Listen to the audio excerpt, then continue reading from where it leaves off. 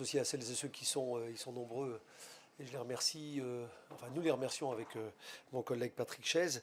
Effectivement, merci de votre participation, puisque nous sommes heureux de vous présenter effectivement aujourd'hui les conclusions de nos travaux, après l'avoir fait auprès de nos collègues de l'OPEX il y a quelques jours, sur justement effectivement les impacts technologiques de l'évolution du mix énergétique.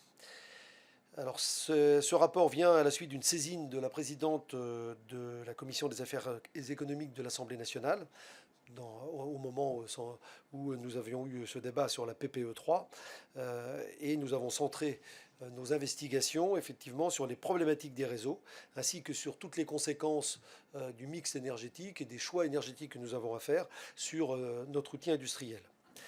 Alors évidemment, nous avons suivi la démarche habituelle de l'OPEX, de notre office, qui consiste à entendre, écouter un panel aussi large que possible, d'acteurs et de sachants en quelque sorte, puisque, en tout cas je parle pour moi évidemment, à titre personnel je ne suis pas un spécialiste de la question. Nous avons donc auditionné avec Patrick de nombreux chercheurs, des industriels bien sûr, des universitaires, des associations, des acteurs institutionnels, des soutiens de toutes les formes d'énergie, pour avoir effectivement bien sûr un spectre aussi large que possible et rendre un avis qui se veut totalement objectif. Alors, plutôt que résumer notre rapport, bon, vous avez, je crois, été destinataire effectivement de la version in extenso. Nous avons pris le parti au cours de cette conférence de presse avec Patrick d'approfondir certains points qui reprennent effectivement nos préconisations, nos recommandations, qui sont au nombre de 9. Alors, avant cela, je vais quand même revenir sur la situation telle qu'elle est, parce qu'il n'est de bonne politique, ça a été dit par des gens beaucoup plus éminents que moi, il n'est de bonne politique que basée sur des faits, sur la réalité des faits. Et la réalité de notre situation et de notre système énergétique aujourd'hui, c'est que nous avons, contrairement à ce qui avait été anticipé, une demande d'électricité qui non seulement stagne, elle ne progresse pas comme cela avait été prévu dans les différents scénarios élaborés au cours des dernières années, et scénarios qui avaient guidé nos programmations pluriannuelles jusqu'alors. Mais non seulement elle n'augmente pas, mais elle est de fait revenue à son niveau d'il y a 20 ans. Alors à la fois pour des bonnes raisons, c'est-à-dire une stratégie de tous les acteurs et en particulier les consommateurs en matière d'économie, une évolution de nos équipements vers la sobriété, mais aussi, il faut bien le dire, la disparition d'un certain nombre d'industries consommatrices et qui aboutissent à ce que effectivement nous avons aujourd'hui une vraie stagnation, alors que stagnation aux environs de 450 TWh, alors même que on était plutôt sur un horizon à plus de 500 TWh, selon les premières estimations. D'ailleurs, RTE est en train de travailler à une révision effectivement des hypothèses pour se conformer à ces nouvelles réalités. Alors évidemment, c'est une situation qui peut aussi évoluer en fonction d'un certain nombre de données, on y viendra. Mais en tous les cas, ce qui est éminemment problématique, c'est que derrière l'électrification, il y a peut-être avant tout le sujet de l'énergie plus globalement. Alors l'énergie, on la retrouve dans toutes les composantes de la vie quotidienne, bien sûr, mais c'est l'impératif qui est derrière l'électrification, c'est bien sûr la décarbonation. C'est-à-dire comment, là aussi, en partant de ce fait, qui est une réalité, à savoir que que 60% de l'énergie consommée en France est une énergie carbonée, donc d'origine fossile, donc émettrice de gaz à effet de serre, et donc comment on substitue progressivement à cette consommation d'énergie fossile une consommation d'électricité décarbonée, puisque, comme vous le savez, la spécificité française est d'avoir une électricité presque intégralement décarbonée. Alors, le paradoxe, c'est que si, comme je vous le disais, notre consommation stagne, en revanche, notre production connaît une nouvelle dynamique.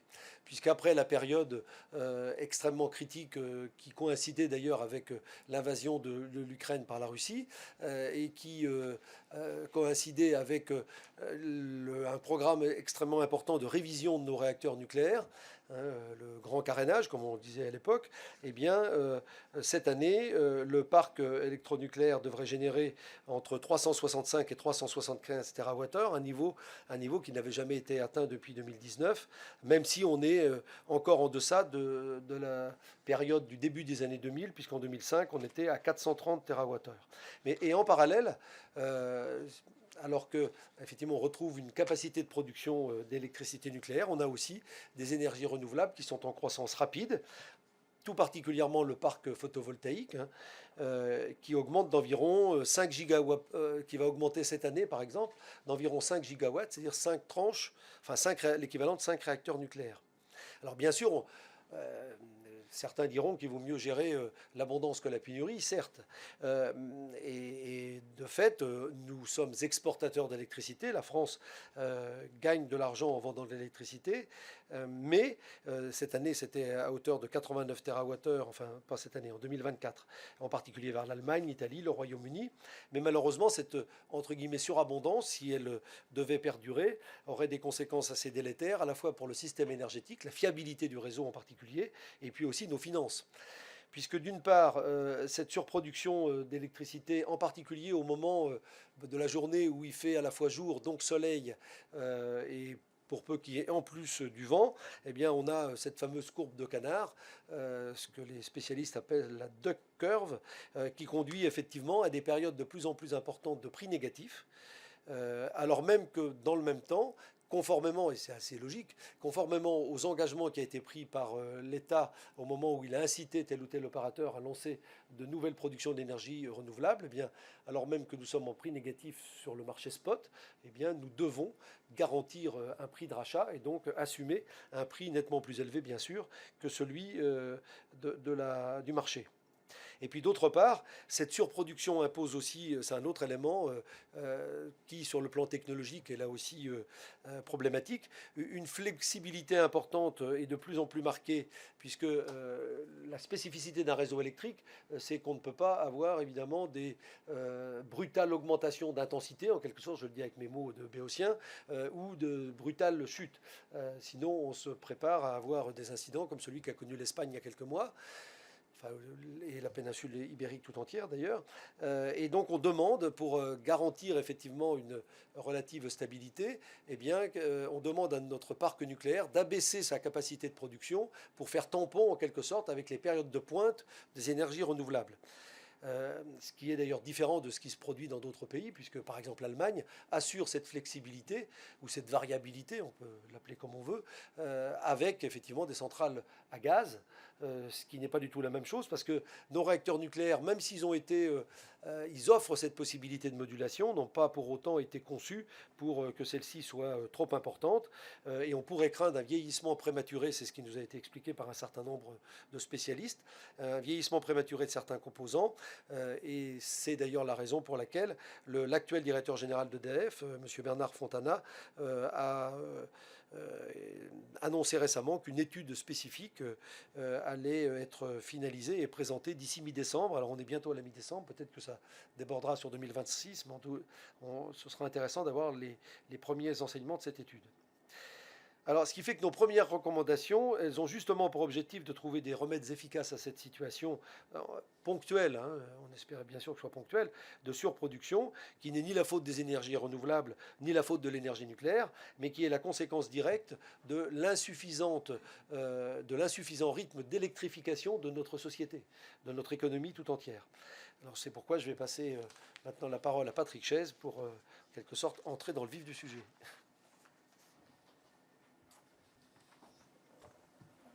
Merci Joël. Donc, mesdames et messieurs les journalistes, je vous remercie à mon tour pour votre présence à notre conférence de presse. Je voudrais aussi saluer mes collègues, je vois quelques-uns qui sont présents. Saluer également une délégation du Sénat de Côte d'Ivoire. Ravi de vous accueillir parmi nous. Alors, l'introduction de Joël Bruno résume bien notre constat sur la situation actuelle. Notre première recommandation en découle directement.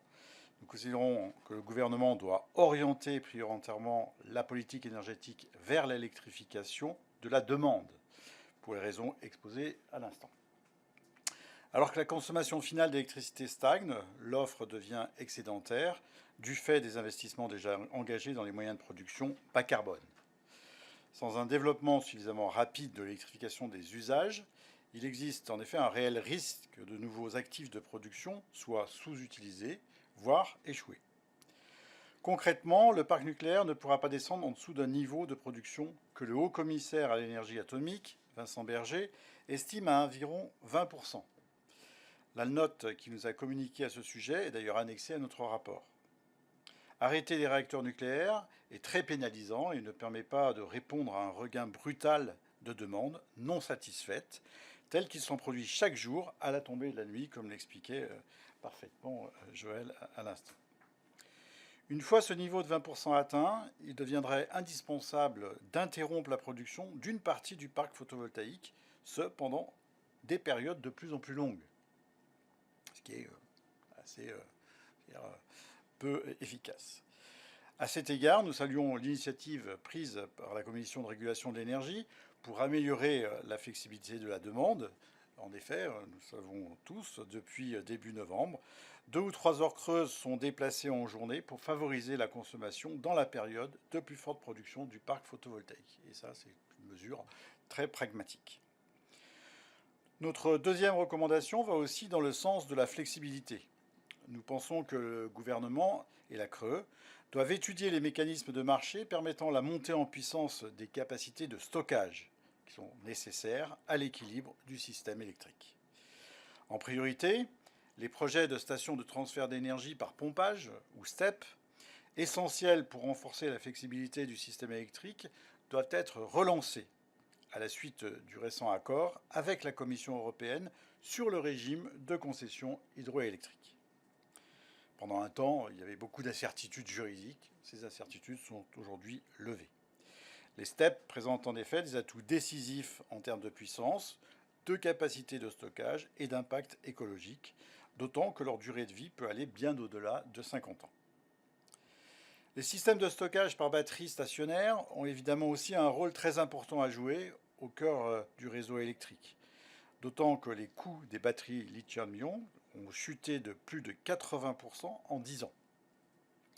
Aujourd'hui, la France a de réels atouts pour développer une offre dans ce domaine, en particulier avec la technologie sodium-ion, produite par la jeune pousse Tiamat dans le projet d'usine dans les Hauts-de-France et soutenu par RTE.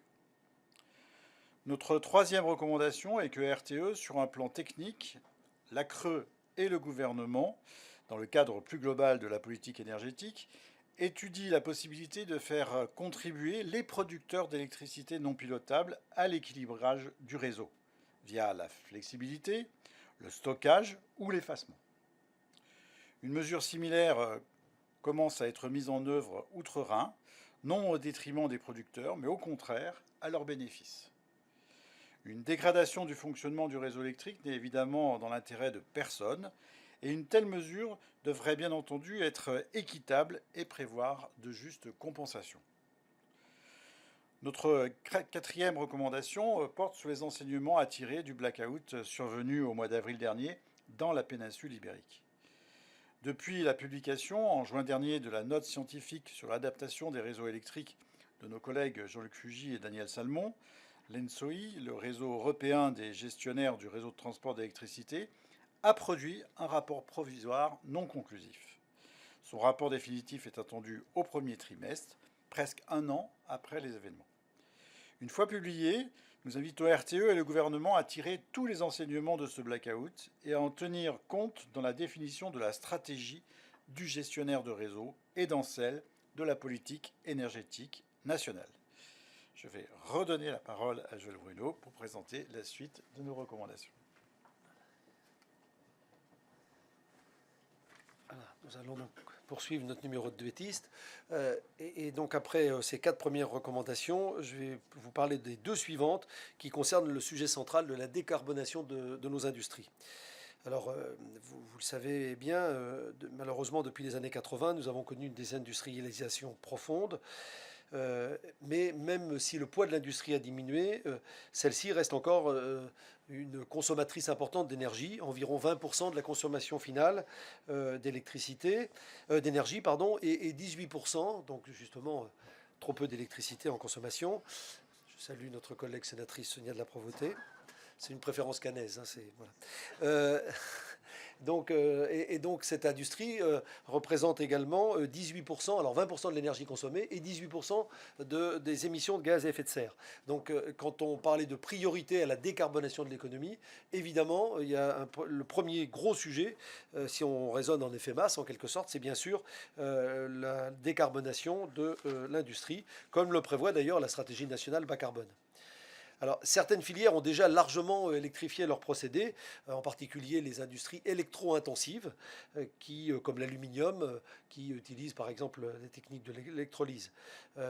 Ces entreprises, alors ça c'est le revers de la médaille, l'ont fait d'autant plus que de toute façon, la compétitivité de leur production dépend évidemment de leur capacité à moins consommer d'énergie. Donc, elles ont fait des efforts de sobriété. Et aussi, elle dépend aussi d'un élément qui leur échappe, c'est le prix de l'électricité.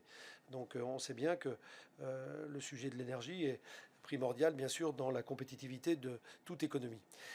Alors d'autres filières, pour autant, restent très dépendantes des combustibles fossiles, puisque beaucoup n'ont pas encore trouvé de substitution efficace et compétitive, effectivement, à l'utilisation d'énergies fossiles, en particulier du gaz. Alors de ce point de vue, l'exemple des fours verriers illustre bien le défi qu'il y a à décarboner l'industrie.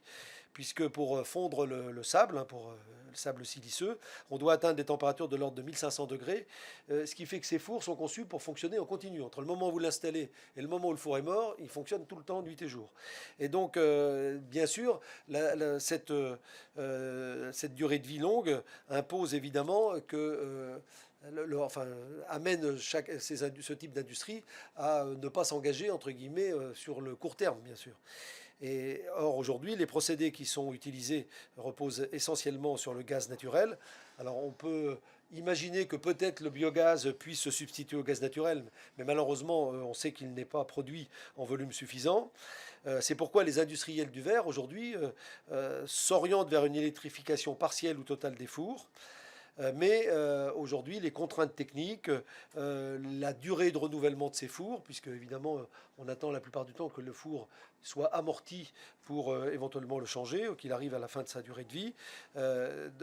Donc, il y a un certain nombre de blocages qui existent encore, et ce qui nécessite, si on veut accélérer le mouvement, que la puissance publique intervienne sous forme d'incitation, y compris financière.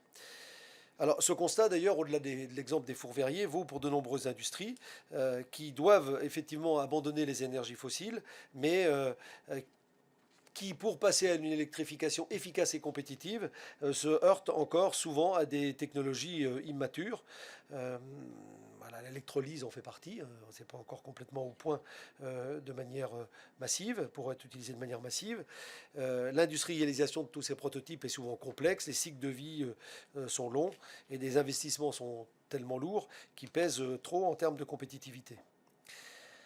Ce qui nous amène à dire, en termes de préconisation, que toutes ces industries ont besoin d'une garantie forte, c'est-à-dire celle que peut apporter la puissance publique en termes d'abondance de l'approvisionnement électrique, leur garantir effectivement un approvisionnement suffisant, stable et compétitif et à long terme. Et c'est le sens de notre 5e recommandation, à savoir créer les conditions permettant à l'industrie française de se décarboner sans perdre en compétitivité. Ce qui implique clairement que ces technologies alternatives à l'usage des énergies fossiles soient d'une manière ou d'une autre subventionnées par la puissance publique. Alors ceci suppose aussi en outre un cadre contractuel entre ces industries et l'État, mais aussi avec EDF et entre EDF et les différentes filières industrielles, en plus effectivement de soutien public. Alors l'autre grand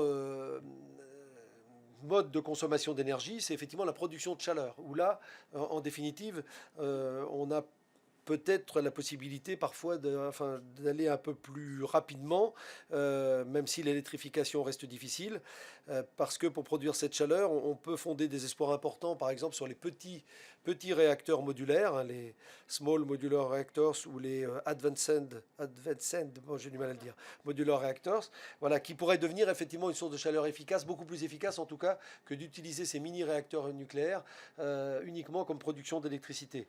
La conversion consommation et l'efficacité est meilleure si on les utilise comme source de chaleur décarbonée.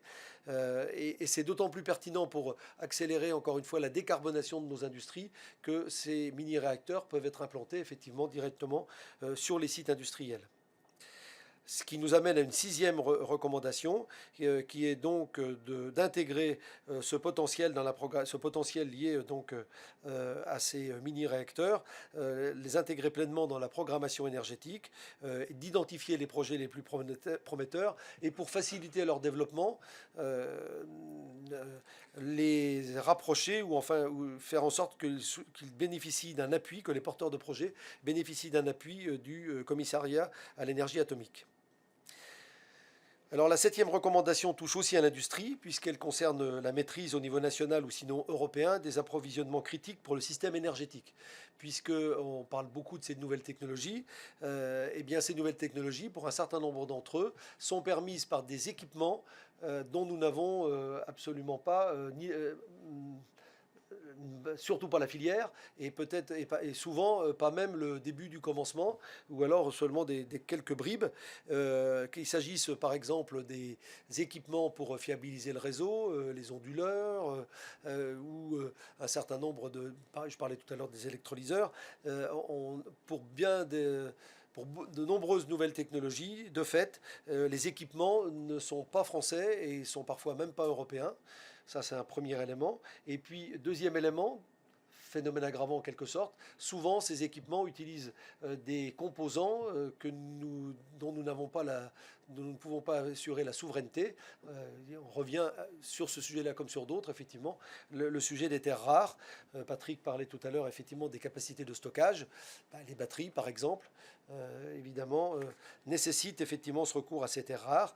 Et on ne peut que regretter que, par exemple, l'usine de La Rochelle, qui était, je crois, une propriété de Solvay à une certaine époque, a été fermée, alors qu'elle a été longtemps, il y a encore une vingtaine d'années, le premier producteur mondial de terres rares, enfin du raffinement de terres rares. Donc renforcer l'autonomie industrielle, nationale ou européenne sur ces maillons critiques, y compris pour l'accès aux matières premières, est indispensable si on veut protéger notre système énergétique des tensions géopolitiques, des ruptures de chaînes d'approvisionnement et aussi des hausses brutales de coûts. Donc je vais laisser maintenant Patrick vous présenter les deux dernières recommandations. Alors, nos deux dernières recommandations concernent directement le pilotage de notre politique énergétique. La première porte sur la visibilité indispensable sur l'évolution de notre parc nucléaire actuel, qui va devenir de plus en plus critique avec le vieillissement de nos centrales. Nous pensons qu'EDF et le gouvernement doivent faire l'effort de présenter une stratégie d'exploitation et de prolongation du parc fondée sur une durée de vie des centrales structurée par tranche de 20 ans. En effet, l'échéance de 10 ans, qui est celle des réexamens décennaux de sûreté menés par l'autorité de sûreté nucléaire et de radioprotection, est insuffisante pour optimiser les investissements à répartir entre la prolongation du parc actuel et la mise en place d'autres moyens de production décarbonés. Et au final, pour assurer une stabilité de production compatible avec les objectifs climatiques et industriels en France. L'énergie est le domaine du temps long et les évolutions majeures nécessitent en général un demi-siècle plutôt que 10 ans. Notre dernière recommandation rejoint une préoccupation commune à beaucoup de responsables politiques, le suivi de la politique énergétique. Comme je viens de le rappeler, cette politique porte sur le temps long, avec des projets tels que l'éolien en mer ou le renouvellement du parc nucléaire. Mais elle fait aussi face à la rapidité des évolutions géopolitiques et technologiques, qui imposent une réévaluation plus régulière des trajectoires énergétiques et de décarbonation.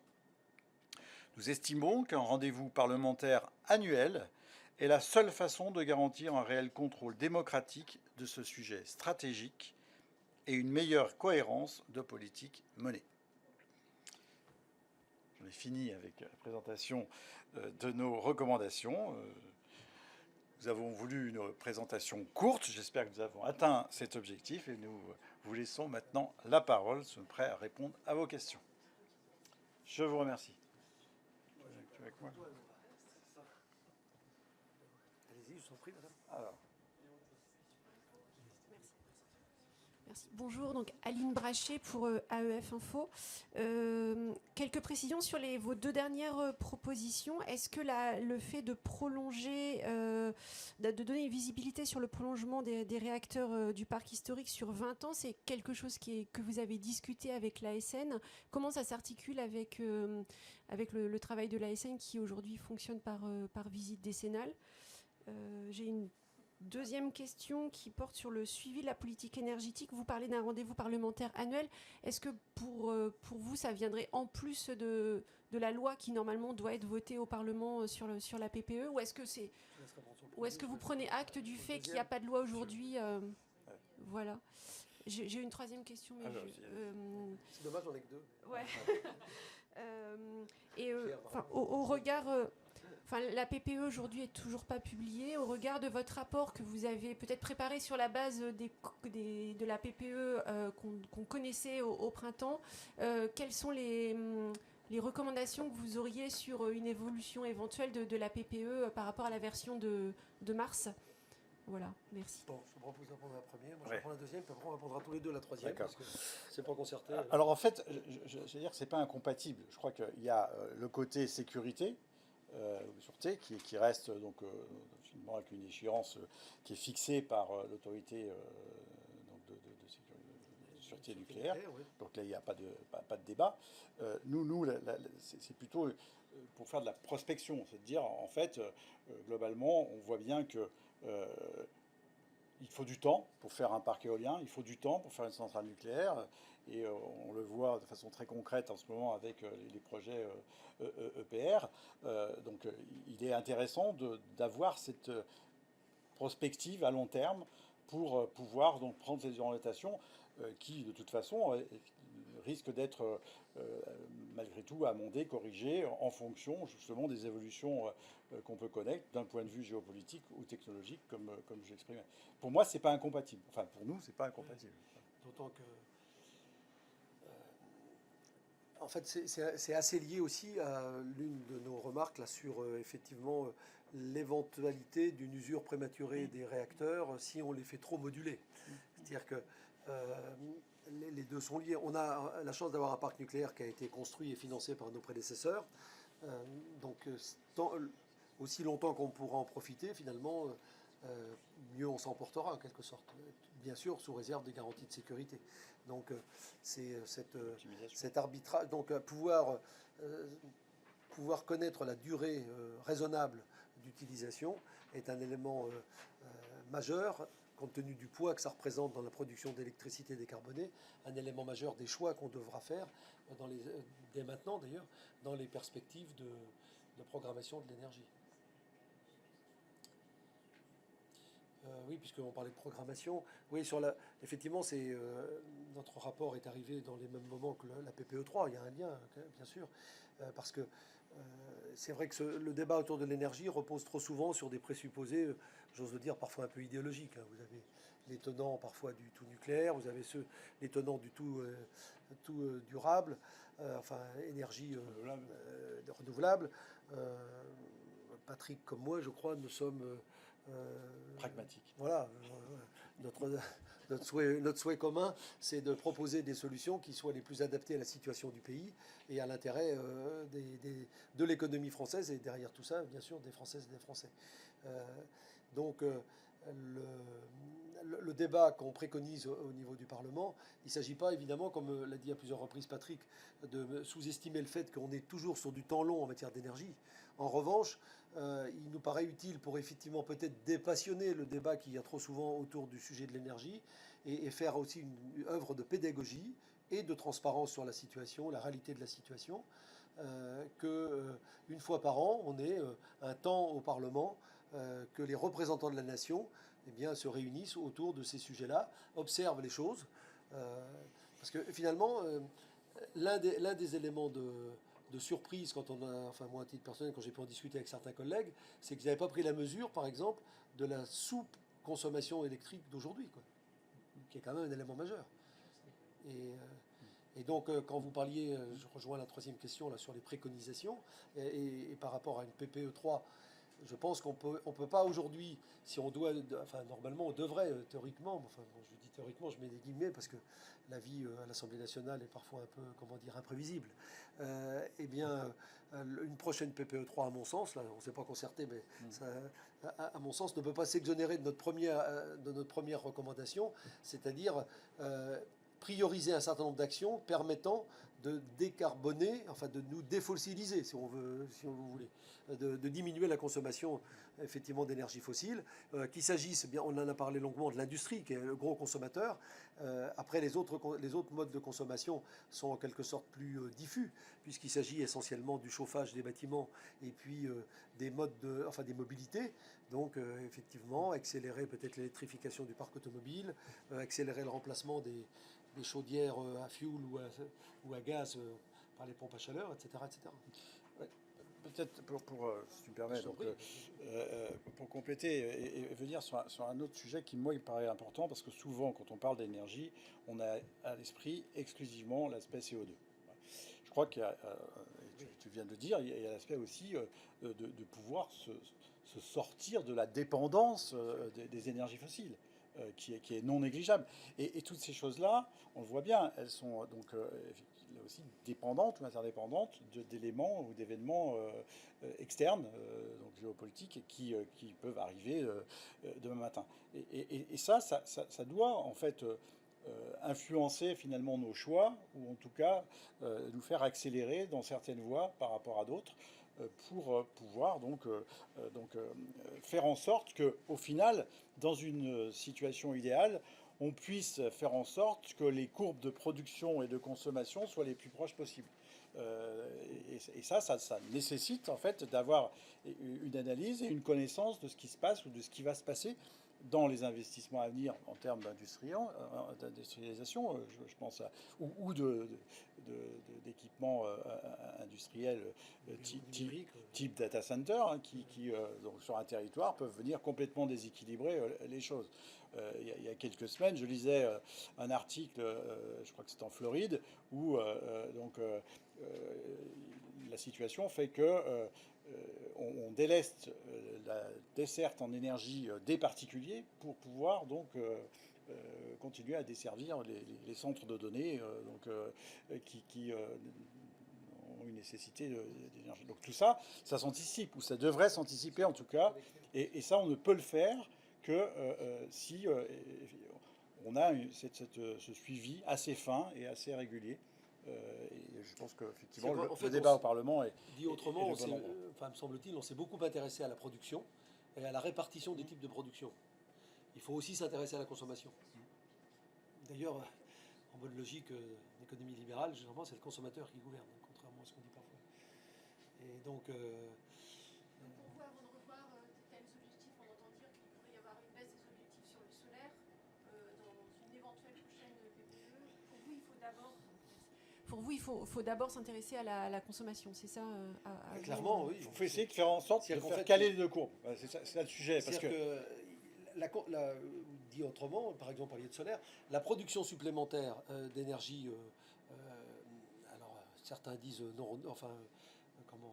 non pilotable, d'autres disent, comment il disait notre collègue, variable, oui, c'est ça. Enfin, on peut appeler les choses, on peut utiliser plusieurs adjectifs, mais si vous voulez, cette augmentation doit être corrélée avec une hausse de la consommation électrique, de la consommation d'électricité, par la baisse de consommation d'énergie fossile. Vous voyez, il faut vraiment que ce soit un effet de substitution en quelque sorte.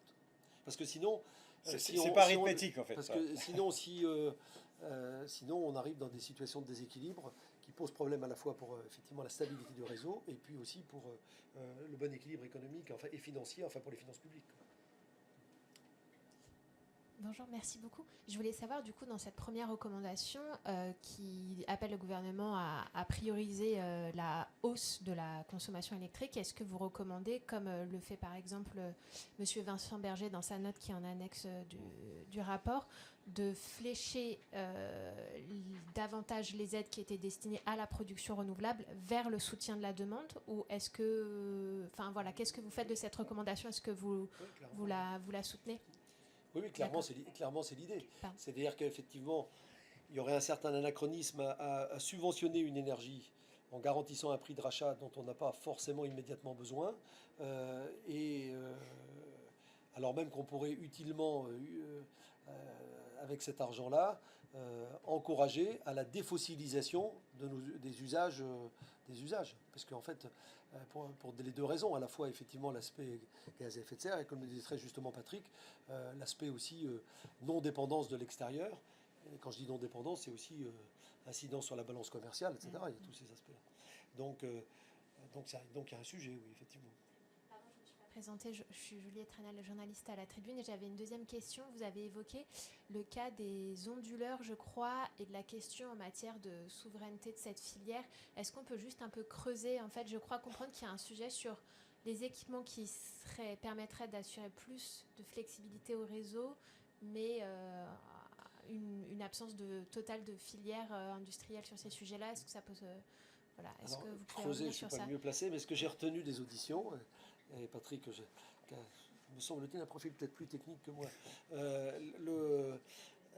Ce que j'ai retenu des différentes auditions avec un certain nombre de spécialistes, c'est qu'effectivement, aujourd'hui, ces outils qui sont absolument, ces équipements qui sont absolument indispensables, compte tenu de la variabilité supplémentaire que doit encaisser le réseau, à cause effectivement du fait qu'on a effectivement de multiples sources d'énergie, et en particulier une quantité d'énergie variable ou intermittente plus importante, effectivement, ces équipements qui sont indispensables, pour la plupart, ne sont pas construits ni en France, ni même parfois en Europe.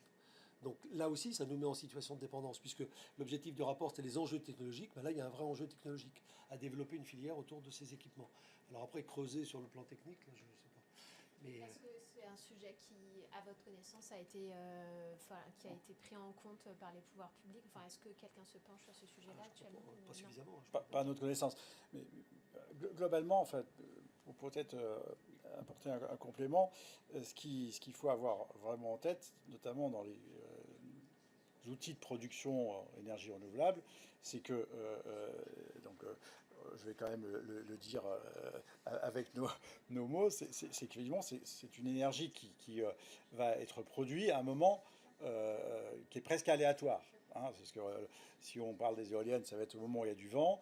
Si on parle du photovoltaïque, c'est au moment où il y a du soleil, mais ce n'est pas forcément au moment où on en a besoin. Et en fait, l'intérêt, si on veut néanmoins poursuivre dans cette voie-là, c'est de faire en sorte que cette production aléatoire, on puisse la stocker, hein, et la restituer au moment où on a le besoin pour... donc il y a vraiment un intérêt technique et un intérêt politique, un intérêt financier, économique à trouver ça. Bon, donc on l'a dit, il y a les steppes. Donc les steppes, c'est une genre de stockage donc, par l'eau, mais c'est pas, on ne peut pas faire des barrages partout. Et puis il y a une limite par rapport au site et par rapport à la capacité de créer du stockage. Il y a encore du potentiel, mais qui reste limité. Et le deuxième sujet, c'est de trouver effectivement les moyens de faire des batteries. Et c'est là où effectivement on a cette problématique aujourd'hui, c'est de dire, bah oui, ok, sur le papier, d'accord, mais ça a d'autres incidences, notamment l'incidence de la dépendance à d'autres outils ou d'autres matériaux, et ça pose quand même question. Et c'est vraiment le sujet, je pense, qui est mal approché, ou des fois, je dirais même un peu mis sous le tapis quand on parle des énergies renouvelables. Quand on parle des énergies renouvelables, on parle de capacité, on peut faire telle puissance, ok, mais en fait, il faut bien analyser la chose et intégrer la chose, que oui, mais chaque fois qu'on fait finalement de la production énergie renouvelable, il faudrait penser à comment on fait la même production avec d'autres moyens. Alors on a le pilotage du nucléaire avec les problématiques qu'on évoquait et qui a ses limites, et les autres systèmes sur lesquels il faut qu'on se pose les bonnes questions, parce que ça a des incidences politiques. Et c'est là aussi où, à mon sens, conférence annuelle, rencontre annuelle, échange annuel, je ne sais pas comment on peut l'appeler, pourrait permettre de faire le point et de voir les options qui sont les plus adaptées. Merci. Voilà, pour compléter à nouveau, d'autant que si dans ce débat annuel, si vous voulez, autant on a un certain nombre de sujets qui sont sur le très long terme. Par exemple, entre le moment où on décide un EPR et le moment où il est opérationnel, il faut beaucoup de temps. Entre le moment où il ne s'agit pas de réécrire une PPE tous les ans, bien sûr. Mais en revanche, par exemple, les équipements photovoltaïques au sol sont des choses qui sont développables en 2 ans, quoi. Donc on a des temps de... Et là, on peut plus facilement adapter les choses. Mais au-delà des équipements de stockage, il y a aussi, y compris les équipements qui sont sur le réseau, en fait, en gros, qui doivent être...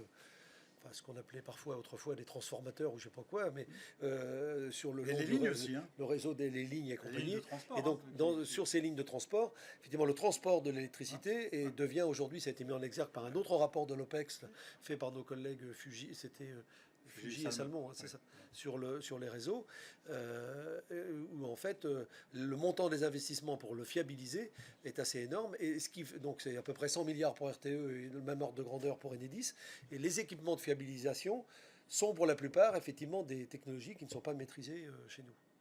Et j'avais peut-être une dernière question sur la partie concernant la modulation des réacteurs et les impacts potentiels. Dans le rapport, on voit que vous aviez interviewé monsieur Yves Bréchet, je crois, de l'Académie des sciences. Et je voulais savoir s'il y avait aussi quels échanges vous aviez eu avec EDF et qu'est-ce qui vous avait été remonté dans la mesure où on sait qu'EDF travaille sur un rapport en parallèle qui est très attendu. Là, ça ne transparaît pas forcément dans votre rapport à vous, ce qui est ressorti d'EDF. C'est parce que est-ce que vous n'avez pas eu d'infos ou... Non, ce n'est pas un sujet sur lequel ils sont étendus. Je pense que, de mémoire, je crois que le représentant d'EDF avait dû dire que c'était un sujet qui était à l'étude chez eux. Voilà, ouais. C'est borné à dire ça, mais sans doute. Il n'a pas voulu voilà, dévoiler. Aller au-delà de ce qu'ils vont eux-mêmes présenter prochainement, je pense.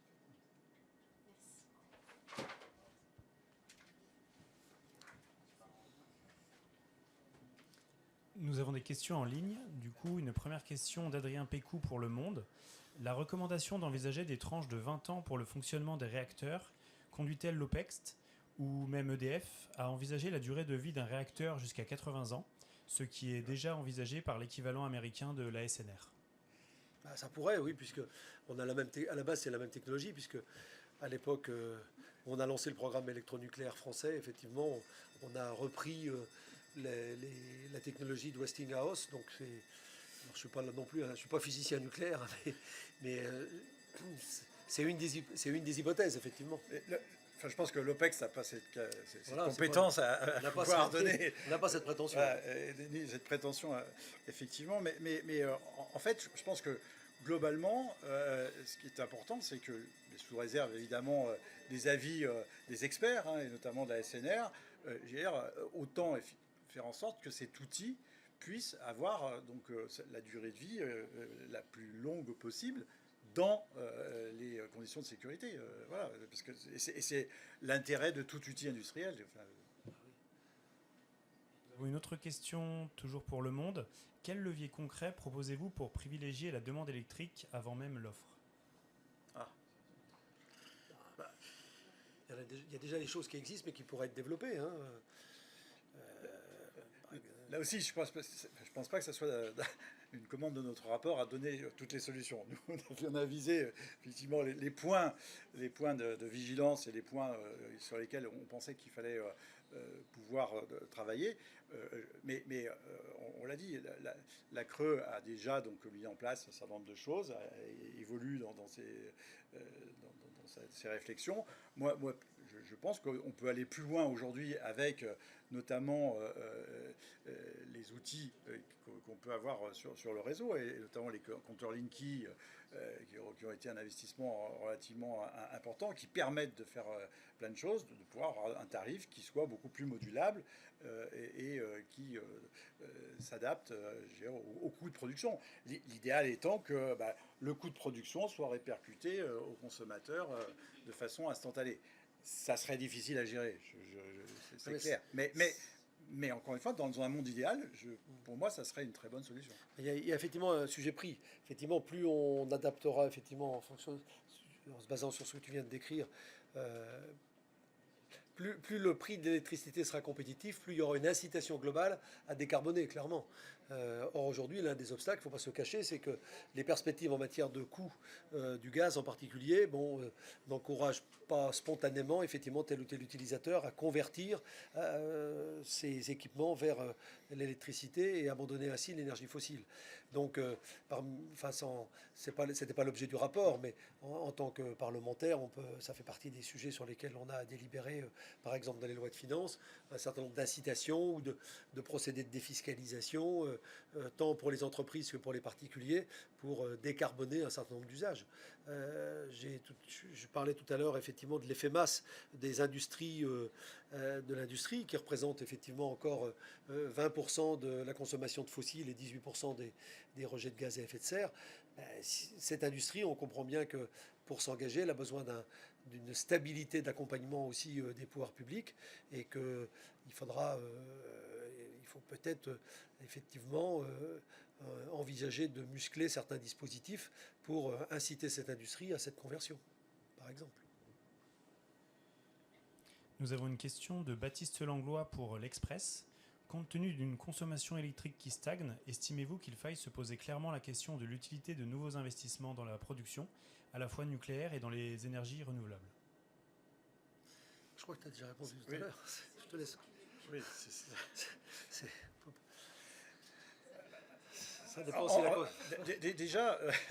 si la consommation repart. Voilà, c'est que si on reste effectivement sur quelque chose qui stagne, voire qui continue à chuter comme on l'a connu, non, effectivement, ça ne sert à rien de se lancer dans l'investissement de production, si ce n'est sur du renouvellement d'ouvrages qui nécessite de maintenir nos capacités. Mais la vraie difficulté, c'est que justement, on est finalement soumis à des éléments extérieurs qui sont un investissement important d'un industriel, qui peuvent être d'ailleurs les consommateurs que nous sommes un peu moins vigilants parce que moins de messages d'alerte et d'encouragement à faire des économies. Vraiment, là aussi, il faudrait piloter à la fois cette demande en fonction de ces éléments extérieurs. Et on peut s'attendre, et c'est la tendance qui est un peu donc aujourd'hui constatée, c'est qu'il y a une reprise quand même, une remontée de consommation qui est légère, mais qui est réelle. Donc si elle explosait, il faut qu'en face, on ait la capacité à pouvoir y répondre, parce que pour pouvoir mettre en place ou mettre en route un outil de production, c'est plusieurs dizaines d'années. Voilà, effectivement, rationnellement, on peut penser que, de fait, ne serait-ce que par les nouveaux usages, on parlait des data centers, même si aujourd'hui, par rapport aux prévisions qui étaient faites, les data centers qui sont installés en France consomment beaucoup moins que ce qu'ils avaient revendiqué au moment de leur installation. Pour autant, on peut penser à l'exemple des États-Unis, que ça ne durera pas et qu'il y aura sans doute une augmentation de cette consommation. Mais en tous les cas, pour répondre directement à la question posée, très clairement, il faut toujours rester en corrélation entre la consommation et la production, et qu'il n'y ait pas un écart trop important. On peut se permettre qu'il y ait un peu plus de production que de consommation, parce qu'on arrive à moduler, et parce qu'on a aussi la possibilité, la grande vertu de l'Europe, c'est quand même d'être en interconnexion. Donc on a effectivement quelques voisins qui peuvent absorber les surplus. Mais si on est tous européens... Et qui en ont besoin. Et qui en ont besoin, mais sauf que nos voisins eux-mêmes risquent d'être en surproduction aussi, parce qu'ils ont développé des programmes extrêmement importants, notamment étant en surproduction sur des périodes particulières. Voilà, donc... On peut donner en fait quand même un exemple concret. Le mois de mai 2025, je crois qu'il y a 29 jours du mois de mai qui ont été en prix négatif parce qu'on était en surproduction. Voilà, au niveau européen. Au niveau européen. Ouais, donc notre surplus du mois de mai, personne ne nous l'achète, quoi. Ou on nous l'achète à prix négatif, quoi. Donc il convient d'être vigilant et encore une fois, plutôt qu'une approche théorique, avoir une approche effectivement qui est basée sur la réalité de la consommation, avec effectivement un souci d'anticipation, parce qu'on sait très bien que si de toute façon la consommation ne va pas exploser d'un seul coup. Donc il faut... ce qui nous ramène à ce débat annuel, finalement, c'est-à-dire, avec des possibilités d'adaptation.